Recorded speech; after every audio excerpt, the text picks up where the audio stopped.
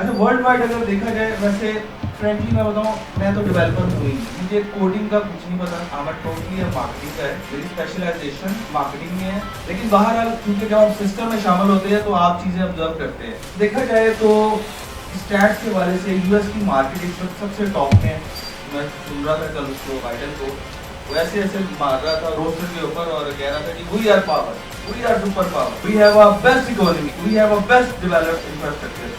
तो ऐसे नहीं कह रहा था यार, वो वाकई है, वो वाकई सुपर पावर है।